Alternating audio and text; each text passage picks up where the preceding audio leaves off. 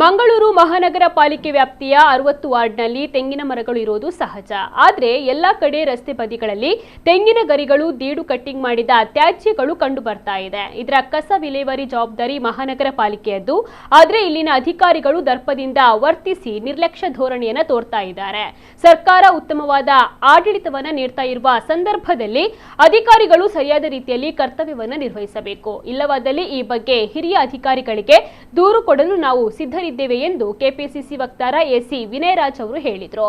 ಈ ಬಗ್ಗೆ ಮಾಧ್ಯಮಕ್ಕೆ ಪ್ರತಿಕ್ರಿಯಿಸಿದ ಅವರು, ಜನರಿಗೆ ಉಡಾಫೆ ಉತ್ತರಗಳನ್ನು ನೀಡ್ತಾ ಇರುವ ಆರೋಗ್ಯ ಇಲಾಖೆ ಅಧಿಕಾರಿಗಳಿಗೂ ನಾವು ಈ ಮೂಲಕ ಎಚ್ಚರಿಕೆಯನ್ನು ಕೊಡ್ತಾ ಇದ್ದೇವೆ. 2-3 ದಿನಗಳ ಒಳಗೆ ಸಭೆಯನ್ನ ಕರೆದು ಅಲ್ಲಲ್ಲಿ ರಾಶಿ ಬಿದ್ದಿರುವ ತೆಂಗಿನ ತ್ಯಾಜ್ಯಗಳನ್ನು ಶೀಘ್ರವಾಗಿ ವಿಲೇವಾರಿ ಮಾಡುವಂತೆ ಕ್ರಮವನ್ನು ವಹಿಸಬೇಕು ಎಂದು ಈ ಮೂಲಕ ಜಿಲ್ಲಾಧಿಕಾರಿ ಹಾಗೂ ಮಹಾನಗರ ಪಾಲಿಕೆ ಅಧಿಕಾರಿಗಳಿಗೆ ಮನವಿಯನ್ನ ಮಾಡ್ತಾ ಇದ್ದೇನೆ ಅಂತ ಹೇಳಿದರು.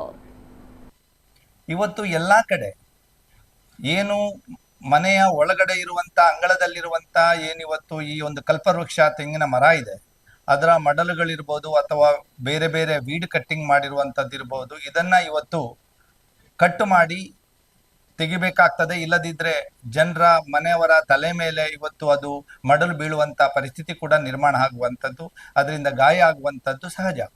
ಈ ಒಂದು ರೀತಿಯಲ್ಲಿ ಆ ಜನ ಏನಿವತ್ತು ಆ ಮಡಲುಗಳನ್ನ ತೆಗೆಸಿ ಅದನ್ನ ಕಟ್ಟು ಮಾಡಿ ಇವತ್ತು ಮಾರ್ಗದ ಬದಿಯಲ್ಲಿ ಇಡುವಂಥದ್ದನ್ನ ನಾವಿವತ್ತು ಕಾಣ್ತಾ ಇದ್ದೇವೆ. 60 ವಾರ್ಡ್ಗಳಲ್ಲಿ ಎಲ್ಲೋದ್ರೂ ಕೂಡ ರಸ್ತೆಯ ಬದಿಯಲ್ಲಿ ಇವತ್ತು ಮಡಲುಗಳನ್ನ ಕಟ್ಟು ಮಾಡಿ ಹಾಕಿರುವಂಥದ್ದನ್ನ ನಾವು ಇವತ್ತು ಕಾಣ್ತಾ ಇದ್ದೇವೆ. ಇದನ್ನ ಎತ್ತಿಕೊಂಡು ಹೋಗಿ ಏನು ಡಂಪಿಂಗ್ ಯಾರ್ಡ್ಗೆ ಡಂಪ್ ಮಾಡುವಂತ ಒಂದು ಕೆಲಸವನ್ನ ಇವತ್ತು ಮಹಾನಗರ ಪಾಲಿಕೆ ಮಾಡಬೇಕಾಗ್ತದೆ. ಇದು ಮಹಾನಗರ ಪಾಲಿಕೆಯ ಜವಾಬ್ದಾರಿ.